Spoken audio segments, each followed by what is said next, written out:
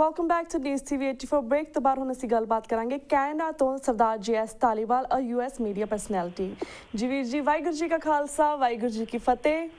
हाँ जी भैन जी, तुहानू भी और TV 84 वेखण वाले सारे वीर भरावां नू वाहिगुरू जी का खालसा, वाहिगुरू जी की फतेह। ਵੀਰ ਜੀ, ਅੱਜ ਅਸੀਂ ਤੁਹਾਡੇ ਨਾਲ ਵੱਖ-ਵੱਖ ਪੰਥਕ ਮੁੱਦਿਆਂ ਦੇ ਉੱਪਰ ਤੁਹਾਡੇ ਵਿਚਾਰ ਜਾਣਨੇ ਚਾਹਾਂਗੇ, ਤੁਹਾਡੇ ਨਾਲ ਗੱਲਬਾਤ ਕਰਾਂਗੇ। ਸਭ ਤੋਂ ਪਹਿਲਾਂ ਜਿਸ ਤਰ੍ਹਾਂ ਇਰਾਕ ਦੇ ਵਿੱਚ ਸੈਂਕੜਿਆਂ ਪੰਜਾਬੀ ਫਸੇ ਹੋਏ ਹਨ, ਪ੍ਰਕਾਸ਼ ਸਿੰਘ ਬਾਦਲ ਅਤੇ ਮੋਦੀ ਸਰਕਾਰ ਵੱਲੋਂ ਵਾਰ-ਵਾਰ ਬਿਆਨ ਦਿੱਤੇ ਜਾ ਰਹੇ ਹਨ ਕਿ ਅਸੀਂ ਪੰਜਾਬੀਆਂ ਨੂੰ ਵਾਪਸ ਲਿਆਉਣ ਲਈ ਆ ਕਰ ਰਹੇ ਹਾਂ, ਉਹ ਕਰ ਰਹੇ ਹਾਂ, ਪਰ ਹਕੀਕਤ ਵਿੱਚ ਕੋਈ ਬਹੁਤੀ ਕਾਰਵਾਈ ਨਜ਼ਰ ਨਹੀਂ ਆਉਂਦੀ। ਤੁਸੀਂ ਇਸ ਬਾਰੇ ਕੀ ਕਹਿਣਾ ਚਾਹੋਗੇ?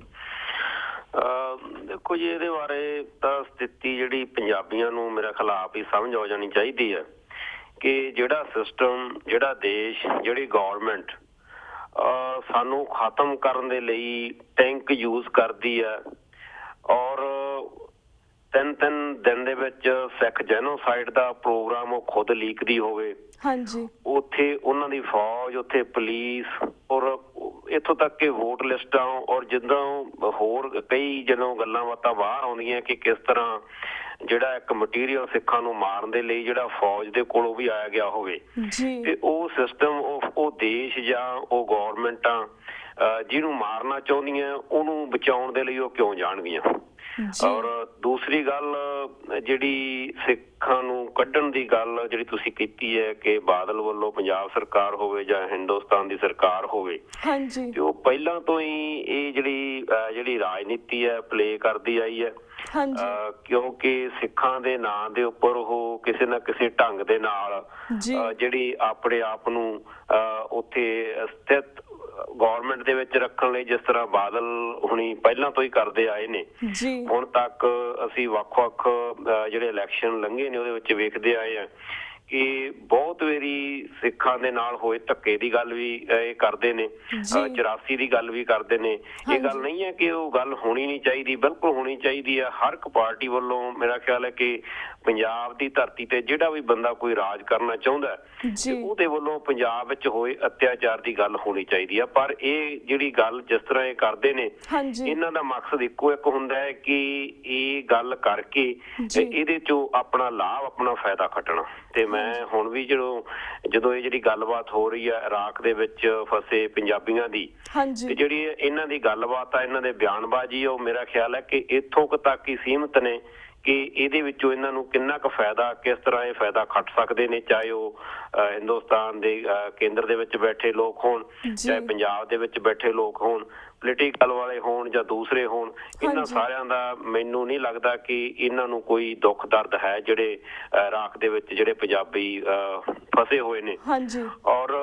ਅਸੀਂ ਇਕੱਲੇ ਇਰਾਕ ਦੀ ਗੱਲ ਹੁਣ ਇਰਾਕ ਦੀ ਚੱਲਦੀ, ਔਰ ਵੱਖ-ਵੱਖ ਦੇਸ਼ਾਂ ਦੇ ਵਿੱਚ ਪੰਜਾਬੀਆਂ ਨੂੰ ਕਿੰਨੇ ਤਰ੍ਹਾਂ ਦੀਆਂ ਜਿਹੜੀਆਂ ਪ੍ਰੋਬਲਮਾਂ ਆਉਂਦੀਆਂ ਰਹੀਆਂ ਔਰ ਆਈਆਂ ਵੀ ਹੈ। ਜੇ ਅਸੀਂ ਪਿੱਛੇ ਤੋਂ ਲੈ ਕੇ ਹੁਣ ਤੱਕ ਦੇਖਦੇ ਹਾਂ ਤਾਂ ਅੱਜ ਤੱਕ ਕਦੇ ਵੀ ਕੋਈ ਹਿੰਦੁਸਤਾਨ ਦੀ ਕਿਸੇ ਸਰਕਾਰ ਨੇ ਕਿਸੇ ਇਹਨਾਂ ਪੰਜਾਬੀਆਂ ਦੀਆਂ ਪ੍ਰੋਬਲਮਾਂ ਨੂੰ ਹੱਲ ਕਰਨ ਦੇ ਲਈ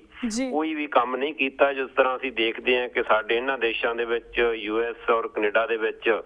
ਜਿਹੜੀਆਂ ਇੱਥੋਂ ਦੀਆਂ ਸਾਡੀਆਂ ਸਿੱਖ ਜਥੇਬੰਦੀਆਂ, ਜਿਸ ਤਰ੍ਹਾਂ ਸਿੱਖ ਫॉर ਜਸਟਿਸ ਹੋ ਗਈ ਹੈ ਜਾਂ ਹੋਰ ਵੀ ਕਈ ਜਥੇਬੰਦੀਆਂ ਨੇ, ਜਿਨ੍ਹਾਂ ਨੂੰ ਕਿ ਬੜੇ ਵੱਡੇ ਪੱਧਰ ਤੇ ਸਿੱਖ ਕੌਮ ਦੀਆਂ ਪ੍ਰੋਬਲਮਾਂ ਨੂੰ ਵੱਖ-ਵੱਖ ਦੇਸ਼ਾਂ ਦੇ ਵਿੱਚ ਜਾ ਕੇ ਜਿਹੜਾ ਹੱਲ ਕਰਾਉਣ ਦੇ ਲਈ ਕਾਫੀ ਕੋਸ਼ਿਸ਼ਾਂ ਕੀਤੀਆਂ ਹੀ ਨਹੀਂ ਹੈ। ਮੇਰਾ ਖਿਆਲ ਹੈ ਕਿ ਹੱਲ ਵੀ ਕਰਾਇਆ ਹੈਗਾ। ਤੇ ਔਰ ਪੰਜਾਬ ਸਰਕਾਰ ਹੋਵੇ, ਹਿੰਦੁਸਤਾਨ ਸਰਕਾਰ ਹੋਵੇ, ਜਿਸ ਤਰ੍ਹਾਂ ਮੈਂ ਪਹਿਲਾਂ ਹੀ ਕਹਿ ਚੁੱਕਿਆ ਕਿ ਜਿਹੜਾ ਸਾਨੂੰ ਮਾਰਨਾ ਚਾਹੁੰਦੇ ਨੇ, ਜਿਨ੍ਹਾਂ ਨੇ ਸਾਨੂੰ ਮਾਰਿਆ, ਜਿਹੜੇ ਸਾਨੂੰ ਖਤਮ ਕਰਨਾ ਚਾਹੁੰਦੇ ਨੇ, ਉਹ ਸਾਡੀਆਂ ਪ੍ਰੋਬਲਮਾਂ ਵਧਾਉਣ ਦੇ ਵਿੱਚ ਤਾਂ ਕੋਈ ਸਹਾਈ ਹੋ ਸਕਦੇ ਨੇ, ਪਰ ਸਾਡੀਆਂ ਪ੍ਰੋਬਲਮਾਂ ਘਟਾਉਣ ਦੇ ਵਿੱਚ ਸਹਾਈ ਨਹੀਂ ਹੋਣਗੇ। ਔਰ ਦੂਸਰਾ, ਅਸੀਂ ਜੇ ਥੋੜਾ ਜਿਹਾ ਪਿੱਛੇ ਨੂੰ ਜਾਈਏ, ਅੱਜ BJP ਗੌਰਮੈਂਟ ਹੈ, ਕਿਸੇ ਟਾਈਮ ਉੱਥੇ ਆਈ ਕਿ ਗੁਜਰਾਲ ਵਰਗੇ ਲੋਕ ਜਦੋਂ ਸੈਂਟਰ ਗੌਰਮੈਂਟ ਵਿੱਚ ਬੈਠੇ ਸੀ, ਜਿਨ੍ਹਾਂ ਨੂੰ ਅਸੀਂ ਕਹਿ ਵੀ ਦਿੰਦੇ ਹਾਂ ਕਿ ਥੋੜੇ ਜਿਹੇ ਇਹ ਉਹਨੇ ਕੱਟੜ ਨਹੀਂ ਹੈ, ਚੰਗੇ ਲੋਕ ਨੇ, ਪੰਜਾਬੀਅਤ ਦੀ ਗੱਲ ਕਰਨ ਵਾਲੇ ਲੋਕ ਨੇ, ਤੇ ਜਦੋਂ ਉਹਨਾਂ ਦੀ ਗੱਲ ਕਰਦੇ, ਜਦੋਂ ਉਹ ਗੌਰਮੈਂਟ ਵਿੱਚ ਬੈਠੇ ਸੀ, ਉਦੋਂ ਵੀ ਉਹ ਇੱਥੋਂ ਕੁਝ ਕੁ ਲੋਕਾਂ ਨੂੰ ਆਪਣੇ ਪ੍ਰਾਈਵੇਟ ਜਹਾਜ਼ ਵਿੱਚ ਜਿਨ੍ਹਾਂ ਨੂੰ ਲੈ ਕੇ ਗਏ ਸੀ, ਉਹਨਾਂ ਤੋਂ ਵੀ ਪੈਸੇ ਇਕੱਠੇ ਕੀਤੇ ਸੀ। ਮੇਰਾ ਮਤਲਬ ਕਹਿਣ ਦਾ ਕਿ ਇਹਨਾਂ ਦਾ ਸਾਡੇ ਨਾਲ, ਸਾਡੀਆਂ ਪ੍ਰੋਬਲਮਾਂ ਹੱਲ ਕਰਨ ਦੇ ਨਾਲ ਕੋਈ ਲੈਣਾ ਦੇਣਾ ਨਹੀਂ ਹੈ। ਇਹ ਇੱਕ ਬਿਜ਼ਨਸ ਕਰਦੇ ਨੇ ਔਰ ਆਪਣੀਆਂ ਜਿਹੜੀ ਪੋਲੀਟੀਕਲ ਜਿਹੜੀ ਇਹਨਾਂ ਦਾ ਜਮਾਤ ਹੈਗੀ ਹੈ, ਜੋ ਵੀ, ਚਾਹੇ ਬਾਦਲ ਹੋਵੇ ਚਾਹੇ ਬੀਜੇਪੀ ਹੋਵੇ, ਇੱਥੋਂ ਤੱਕ ਕਿ ਦੂਸਰੇ ਵੀ, ਚਾਹੇ ਕਾਂਗਰਸ ਵਾਲੇ ਵੀ, ਕੋਈ ਵੀ ਹੈ, ਉਹਨਾਂ ਨੇ ਕਦੇ ਵੀ ਪੰਜਾਬੀਆਂ ਪ੍ਰਤੀ, ਸਿੱਖਾਂ ਪ੍ਰਤੀ, ਪੰਜਾਬ ਦੇ ਲੋਕਾਂ ਪ੍ਰਤੀ, ਇੱਥੋਂ ਤੱਕ ਕਿ ਪੰਜਾਬ ਦੇ ਪ੍ਰਤੀ ਉਹਨਾਂ ਨੇ ਕੋਈ ਬਹੁਤੀ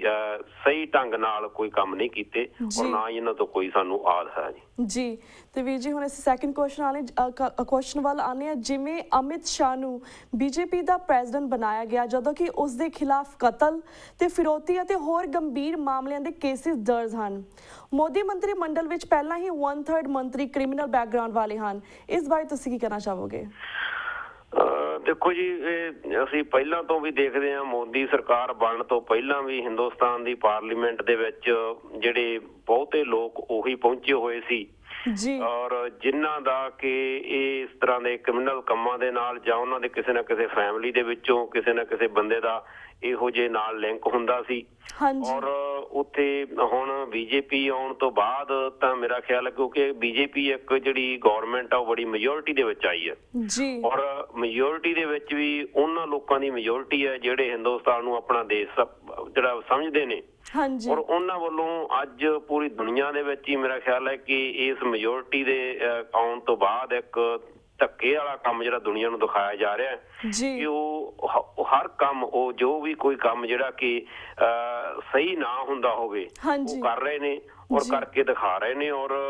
ਇਕੱਲੇ ਮੇਰਾ ਖਿਆਲ ਹੈ ਕਿ ਗੌਰਮੈਂਟ ਦੀ ਹੀ ਗੱਲ ਨਹੀਂ ਕਰ ਗਈ, ਅਸੀਂ ਜੇ ਉੱਥੋਂ ਦੇ ਸਿਸਟਮ ਦੇ ਅੰਦਰ ਜਿੰਨੀਆਂ ਵੀ ਪੋਸਟਾਂ ਜਿਹੜੀਆਂ ਹੁੰਦੀਆਂ, ਜੇ ਅਸੀਂ ਪੰਜਾਬ ਦੀ ਗੱਲ ਕਰਦੇ ਹਾਂ ਤਾਂ ਬਾਦਲ ਗੌਰਮੈਂਟ ਵੱਲੋਂ, ਚਾਹੇ ਉਹ ਪੰਜਾਬ ਪੁਲਿਸ ਦੇ ਅਫਸਰ ਹੋਣ, ਚਾਹੇ ਉਹ ਯੂਨੀਵਰਸਿਟੀਆਂ ਦੇ ਵਿੱਚ ਲਾਏ ਜਾਂਦੇ ਵੱਡੇ ਜਿਹੜੇ ਅਹੁਦਿਆਂ ਦੇ ਉੱਪਰ ਬੰਦੇ ਹੋਣ, ਜਦੋਂ ਅਸੀਂ ਉਹਨਾਂ ਦੇ ਇਸ ਤਰ੍ਹਾਂ ਦੇ ਕਿਰਦਾਰ ਨੂੰ ਦੇਖਦੇ ਹਾਂ ਤੇ ਉਹ ਸਾਰੇ ਹੀ ਇਸ ਟਾਈਪ ਦੇ ਕਰਪਟ ਲੋਕ ਨੇ, ਸਾਰੇ ਹੀ ਉਹ ਇਸ ਟਾਈਪ ਦੇ ਕ੍ਰਿਮੀਨਲ ਲੋਕ ਨੇ, ਸਾਰੇ ਹੀ ਉਹ ਕਿਸੇ ਨਾ ਕਿਸੇ ਕੇਸ ਦੇ ਨਾਲ ਸੰਬੰਧਿਤ ਲੋਕ ਨੇ ਜਿਨ੍ਹਾਂ ਨੂੰ ਉੱਥੇ ਹਰ ਇੱਕ ਵੱਡੇ ਤੋਂ ਵੱਡੇ ਮਹਿਕਮੇ ਉੱਤੇ ਲਾਇਆ ਜਾਂਦਾ, ਕਿਉਂਕਿ ਇਹ ਜਿਹੜੇ ਗੌਰਮੈਂਟ ਜਿਨ੍ਹਾਂ ਦੀਆਂ ਹੁਣ ਚੱਲਦੀਆਂ ਉੱਥੇ ਗੌਰਮੈਂਟ ਜਿਹੜੇ ਪਾਵਰ ਲੈ ਕੇ ਬੈਠੇ ਨੇ ਹਿੰਦੁਸਤਾਨ ਜਾਂ ਪੰਜਾਬ ਦੇ ਵਿੱਚ, ਇਹਨਾਂ ਨੂੰ ਇਸ ਤਰ੍ਹਾਂ ਦੇ ਲੋਕ ਹੀ ਸੂਟ ਕਰਦੇ ਨੇ ਕਿ ਜਿਹੜੇ ਖੁਦ ਕਿਸੇ ਨਾ ਕਿਸੇ ਜਿਹੜੀ ਇਸ ਤਰ੍ਹਾਂ ਦੇ ਜਿਹੜੇ ਕੇਸ ਦੇ ਨਾਲ ਫਸੇ ਹੋਏ ਹਨ, ਕਿਉਂਕਿ ਇਹਨਾਂ ਦੇ ਮੂਹਰੇ ਉਹ ਬੋਲਣਗੇ ਵੀ ਨਹੀਂ ਔਰ ਇਹ ਜੋ ਗਲਤ ਕੰਮ ਕਰਵਾਉਣਾ ਚਾਹੁੰਦੇ ਨੇ ਤੇ ਉਹ ਇਸ ਟਾਈਪ ਦੇ ਜਿਹੜੇ ਗਲਤ ਲੋਕ ਨੇ ਉਹੀ ਇਹਨਾਂ ਦੇ ਲਈ ਕੰਮ ਕਰਨਗੇ। ਇਹ ਹਿੰਦੁਸਤਾਨ ਦਾ ਸਾਰਾ ਸਿਸਟਮ ਜਿਹੜਾ ਭ੍ਰਿਸ਼ਟ ਚੁੱਕਿਆ ਹੈ, ਉਹ ਕਿਸੇ ਵੀ ਤੁਸੀਂ ਮਹਿਕਮੇ ਦੀ ਗੱਲ ਕਰ ਲਓ ਉੱਥੇ ਇਸ ਟਾਈਪ ਦੇ ਲੋਕ ਹੀ ਅੱਗੇ ਆ ਰਹੇ ਨੇ। ਹਾਂਜੀ, ਤੇ ਵੀਰ ਜੀ, ਜਿਸ ਤਰ੍ਹਾਂ ਬਾਦਲ ਅਕਾਲੀ ਦਲ ਦੇ ਵਿਰੋਧ ਦੇ ਬਾਵਜੂਦ ਹਰਿਆਣਾ ਗੁਰਦੁਆਰਾ ਪ੍ਰਬੰਧਕ ਕਮੇਟੀ ਹੋਂਦ ਵਿੱਚ ਆ ਹੀ ਗਈ ਹੈ, ਇਸ ਬਾਰੇ ਤੁਸੀਂ ਕੀ ਕਹਿਣਾ ਚਾਹੋਗੇ? ਜਿਹੜੀ ਸ਼੍ਰੋਮਣੀ ਗੁਰਦੁਆਰਾ ਪ੍ਰਬੰਧਕ ਕਮੇਟੀ ਆ, ਸਭ ਤੋਂ ਪਹਿਲਾਂ ਤਾਂ ਆਪਾਂ ਇਹ ਗੱਲ ਕਰਦੇ ਹਾਂ ਕਿ ਸ਼੍ਰੋਮਣੀ ਗੁਰਦੁਆਰਾ ਪ੍ਰਬੰਧਕ ਕਮੇਟੀ ਸਿੱਖਾਂ ਦੀ ਇੱਕ ਸਰੋਮੋਰ ਕਮੇਟੀ ਜਿਹੜੀ ਇੱਕ ਜਿਹੜੀਆਂ ਸ਼ਹੀਦੀਆਂ ਦੇ ਕੇ ਜਿਹੜੀ ਹੋਂਦ ਦੇ ਵਿੱਚ ਆਈ ਸੀ ਕਿਸੇ ਟਾਈਮ। ਔਰ ਦੂਸਰੇ ਪਾਸੇ ਜੇ ਅਸੀਂ ਪੋਲੀਟੀਕਲੀ ਗੱਲ ਕਰਦੇ ਹਾਂ ਤਾਂ ਸ਼੍ਰੋਮਣੀ ਅਕਾਲੀ ਦਲ ਨੂੰ ਵੀ ਇਸੇ ਤਰ੍ਹਾਂ ਹੀ ਦੇਖਿਆ ਜਾਂਦਾ ਹੈ ਕਿ ਉਹ ਵੀ ਇੱਕ ਸਿੱਖਾਂ ਦੀ ਪੋਲੀਟੀਕਲ ਪਾਰਟੀ ਜਿਹੜੀ ਬਣੀ ਸੀ। ਜੇ ਅਸੀਂ ਹੁਣ ਦੇ ਹਾਲਾਤਾਂ ਮੁਤਾਬਕ ਦੇਖਦੇ ਹਾਂ ਤਾਂ ਇਹ ਚੰਗੀ ਗੱਲ ਵੀ ਲੱਗਦੀ ਆ ਸਾਨੂੰ ਕੁਝ ਟਾਈਮ ਵਾਸਤੇ ਕਿ ਚਲੋ ਜਿਸ ਤਰ੍ਹਾਂ ਸ਼੍ਰੋਮਣੀ ਕਮੇਟੀ ਦੇ ਉੱਪਰ ਬਾਦਲ ਪਰਿਵਾਰ ਦਾ ਇਸ ਵਕਤ ਕਬਜ਼ਾ ਹੈ ਔਰ ਮੱਕੜ ਵਰਗੇ ਲੋਕ ਬਾਦਲ ਦੇ ਕਹਿਣ ਤੇ ਜੋ ਕੁਝ ਉਹ ਕਰਵਾਉਣਾ ਚਾਹੁੰਦੇ ਨੇ ਉਹ ਕਰ ਰਹੇ ਨੇ ਔਰ ਸਾਡਾ ਸਾਰੇ ਦਾ ਸਾਰਾ ਜਿਹੜਾ ਧਾਰਮਿਕ ਪੈਸਾ ਹੈ ਉਹ ਬਾਦਲ ਆਪਣੇ ਕੰਮਾਂ ਦੇ ਲਈ ਕਿਸ ਤਰ੍ਹਾਂ ਖਰਚ ਰਿਹਾ ਹੈਗਾ ਤੇ ਉਹਦੇ ਤੋਂ ਸਾਨੂੰ ਚੰਗਾ ਵੀ ਲੱਗਦਾ। ਪਰ ਦੂਸਰੇ ਪਾਸੇ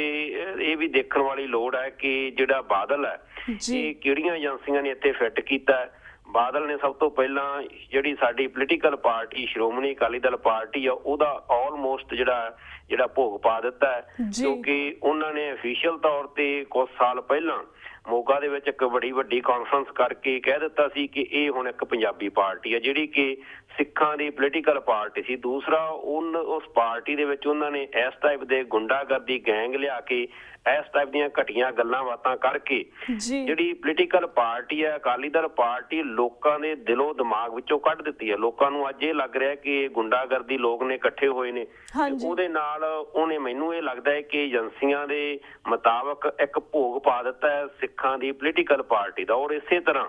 ਹੁਣ ਜਿਹੜੀ ਸ਼੍ਰੋਮਣੀ ਕਮੇਟੀ ਹੈ, ਜਿਸ ਤਰ੍ਹਾਂ ਹੁਣ ਹਰਿਆਣਾ ਦੀ ਸ਼੍ਰੋਮਣੀ ਕਮੇਟੀ ਆਈ ਹੈ, ਹੁਣ ਰਾਜਸਥਾਨ ਵਾਲੇ ਮੰਗਣਗੇ, ਇਹ ਛੋਟੇ ਛੋਟੇ ਟੋਟਿਆਂ ਦੇ ਵਿੱਚ